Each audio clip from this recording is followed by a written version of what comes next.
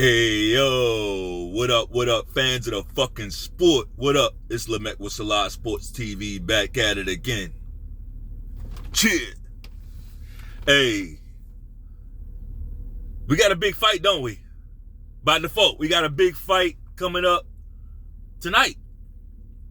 AJ, Anthony Joshua. Every fight the guy has, we got to go ahead, for now, we got to go ahead and call every fight this guy has a big fight. Why? Because every fight he has is like some big money fucking fight. Right? Every fight the guy has is an event. Right? So, I guess he going to have to take a few more losses.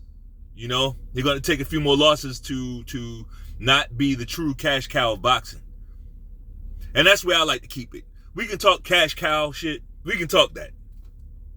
Because when you start talking about cash cows, now you're just following the money, right? Who demands the most money? Who can pay their opponent the most money, right? That's cash cow shit. You notice I ain't talking about, no, we're the face of boxing. The face of boxing. We ain't doing that. We ain't doing that. Talk about the money. If you got to talk about something other than the fight, talk about the money, right? So anyway, big fight, man. And it wouldn't normally be. It would normally just be a regular, normal freak show crossover fight. But Francis Ngannou, right? He did his thing in the ring. Last time we saw him against Tyson Fury, he did his thing. He did very well. I thought he did enough to win the fight. Did not expect him to get the decision, right? Didn't expect him to get the decision, but in my eyes, and in the eyes of a lot of other people, Ngannou won that fight, right? Knocked Tyson Fury down. That's nothing new. Tyson Fury gets knocked down quite a bit. Like, the guy, I could really make this a video about how overrated Tyson Fury is, right? But I'm not going to do that. But, yeah, Ngannou, as far as Ngannou, what we saw is, some decent boxing skills in his last fight. Now, what we also saw in that last fight, Tyson Fury looked like a shitbag. He like an absolute piece of shit in that fight. Right? Tyson Fury looked horrible. He looked real bad. Looked bad in that ring. And it's like, after the knockdown, he had to get himself together just to be able to outwork Ngannou, right? Ngannou did slow down. He did get tired. And Tyson Fury, because of that, Tyson Fury was able to out hustle, right? But here we got a new fight, different styles, different guys. So let's talk about it. AJ Anthony Joshua is he's also coming off a good performance, right? A stoppage victory that he was able to secure, get that stoppage that we were looking for, right? He looked good doing it. And yeah, so we're here. One thing that I expect to see, let's just get right into it, because I don't want to hold you, right? We're just gonna get right into it. As far as advantages, Anthony Joshua has the hand speed advantage by far. He has the foot speed advantage by far, right? Now, AJ, he's not the most fleet of foot, right? Especially for a heavyweight. But for a heavyweight, he can move. And for further reference, go look at the Andy Ruiz fight, the second one, not the first one. Right? Go look at how he boxed him around in that second fight, and I wouldn't be surprised if we see something similar to that early on in the fight. Don't be surprised if we see something similar to that. Kind of show this guy he don't belong in the ring with you. Box him. Don't give him any opportunities to land anything. Because one thing you know he can do is punch. So why would you even open that door? Right? You box this guy early, the first 3 or 4 rounds, you just box him. Make him look stupid. Run circles around him, hit him, jab him up, box him up. That's what you do. And then he's going to start getting frustrated, and that's when you start, the openings will come. And that's when you start dropping hammers on him, right? Dropping hammers on his head. Now it's going to take, if the plan is to get a guy like Ngannou out of there, it's gonna take some doing, right? It's gonna take some doing. So, to me, I think that's a little dangerous, right? To go in here saying I gotta knock this guy out. Like, I think that's a little dangerous. Now, I'm not Anthony Joshua. Anthony Joshua got 27 victories, 24 by knockout. So his level of confidence in his knockouts, he might feel like that. He might feel like, yeah, he's going to sleep. He's going to sleep just like everybody else. Right? In his mind, he's the fighter. He might be like, yeah, this guy, I'm going to stop him. But for me, look at Ngannou, look at his frame. He's coming into this fight, I think somewhere around 276 or some shit, 272. Like, he's coming in pretty big, right? In contrast, AJ is coming in around 250, 252, right? So, yeah, AJ does have the height advantage, but Ngannou's the bigger guy. Francis Ngannou's the bigger guy, right? There's not going to be a lot of pushing this guy around, and, you know, there's not going to be any of that. Fury is Fury is big as hell. He couldn't move Ngannou in the clinch. He couldn't budge him. You know, now I do think AJ is stronger than Fury, but I just would stay out of that clinch. That I would stay out of that early, right? You'll know when it's time to kind of turn the knobs on this guy, right? If it sounds like I'm more pulling for AJ, it's probably because I am, right? But here's the thing: if Ngannou goes into that ring and comes out with a victory, I can't do nothing but salute, right? I can't do nothing but salute that. Like, we don't do the fanboy thing over here. We don't do that. We show respect, right? We're fans of the sport. We're going to show respect regardless. Now, if there's some cheating involved, we're going to talk about it. Anything untowards, we're going to talk about the shit. But overall, I expect AJ to win this fight. I expect him to win this fight easier than Fury did. Right? That's not really saying a whole lot, because Fury basically escaped through the skin of his teeth. You know, and I don't know about you, but teeth don't have that much skin, right? So I got AJ by late stoppage.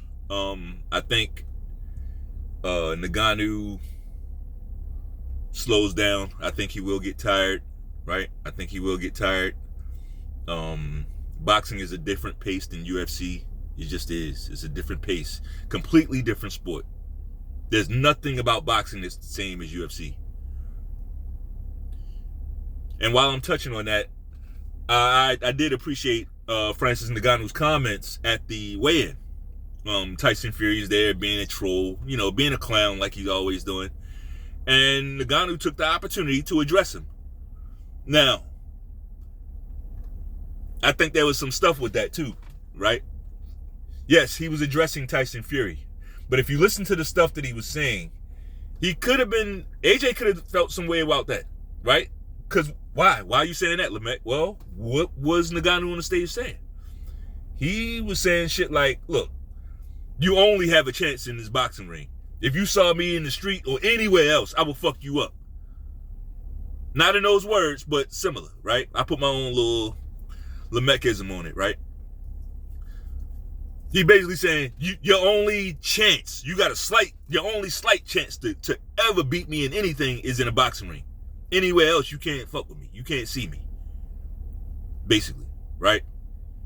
Now you tell me, like, AJ might feel some type of way about that, right? He probably like, oh, this motherfucker probably think he can kick my ass outside the ring too, right?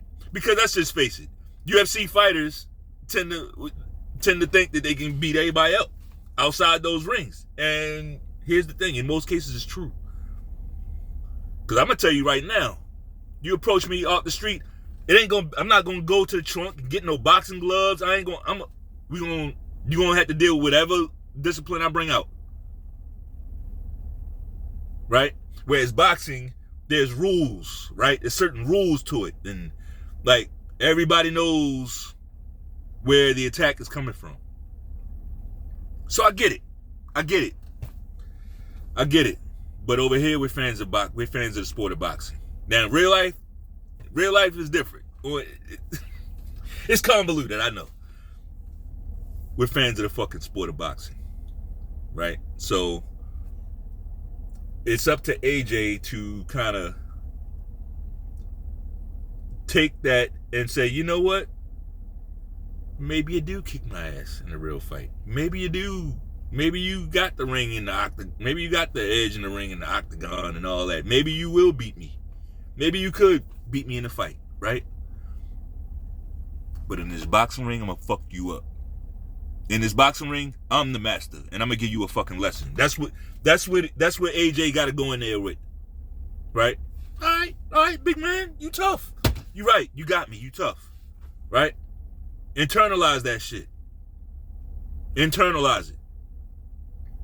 Because I tell you what, AJ, you can't lose this fight, bro. AJ, you cannot lose this fight, bro. You can't. This is a fight that you cannot lose. Right? So you just take it out of his hands. And I think that's what's going to happen. I think that's what we'll see. I gave you the prediction that I got.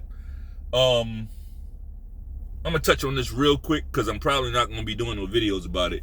I probably won't be doing any more Canelo videos. So all you Canelo cocksuckers and, all Canelo fans, like, y'all going to have to, and here's what I think. I think a lot of boxing channels are going to just not even deal with Canelo anymore. He's made it obvious that he's not interested in delivering any of the fights that people want. Right? He went from saying he's not going to fight no Mexicans, right? Then we start talking, what about Benavidez? Benavidez means mandatory challenger, right? So now he's entertaining it. But then he goes over there and don't fight him. Then he comes back over to fucking the zone and he's about to fight Jaime Munguia? You go right into a Jaime Munguia fight. We trying to get him to fight Benavidez. He kicking, scratching, punching motherfuckers to get away. No, anybody but him, right? Canelo is a hoe. He goes right into a Jaime Munguia fight. Went right into a Jermell Charlo fight. I ain't never seen no shit like this, bro. Never seen nothing like this. Never. Boxing is looking bad. Boxing is looking real bad. And while I'm talking about boxing in general, like Tank Davis. I'm sick of all of this bullshit, man. Tank Davis, like, leaking sparring footage. Like, so, you see what I'm saying? It, like, if you one of these new young punks, what I'm saying, just don't even listen, because it's probably, you're not going to be able to relate. You so-called OGs, like, when do we start leaking boxing sparring? What does that even mean? What we supposed to take from a sparring, somebody getting their ass whipped in sparring? What we supposed to take from that? When you know something about boxing, tell me what the fuck we supposed to take from a sparring session. I seen Thomas Hearns beat the fuck out of Muhammad Ali in the sparring session. What do that mean?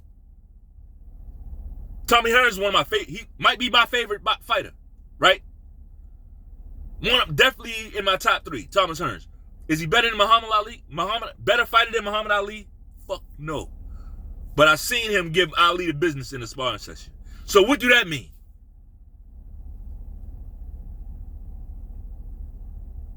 Nothing. It don't mean nothing. Because when the lights ain't even on. You got to go by when the lights is on. When the contracts are signed, what they doing, what do their fighters do when all the fucking marbles on the line. Right? When everything is on the line, that's what counts. You think Mayweather never got his ass whipped in sparring? You think Terrence Crawford never lost a sparring match? I'm sure he would probably tell you, yeah, you know what? He got me on that one. It happens. People get knocked out in sparring. Some of your favorite fighters have been stopped in sparring. See, y'all don't know a lot about, and y'all got the same type of, and I'm generalizing, not all of y'all, right? But a lot of you young niggas, a lot of you new motherfuckers, like, y'all got the same spirit out in the world. Like, you see two guys fighting, and y'all start taping it and shit. That's how things get escalated. Instead of, like, to me, I feel like a man, I could be walking somewhere with my kids. If I see two men fighting, I could easily just, oh, no, it's just two men fighting. They just having a disagreement. And I could just leave right there. It's just two men settling an argument, settling a disagreement. They fighting. My kids, hey, what, Dad, what are they doing over there? Oh, they over there fighting. They had a disagreement. Now they over there settling it. Let's go. Right? But a lot of y'all act like bitches. Y'all like, oh, they fighting. Taking your phones out, cameras, recording. Like you never seen somebody fight before. Y'all acting like you never seen a motherfucker fight before. So then when somebody get hurt, somebody get knocked out, somebody get stopped, you take that overboard too. It happens. But I got the solution for you. I know how to fix this for a lot of you. Go out today. This video is probably gonna get. Go out today and start some shit with somebody. I'm gonna just say that. Get yourself into a skirmish. Right? Get yourself into a skirmish. And then maybe your perspective will return. Your perspective on how to view these fights, right? And these sparring matches. Anyway, that's all I got, man. If you like the video, bang off on that like button one time. Peace.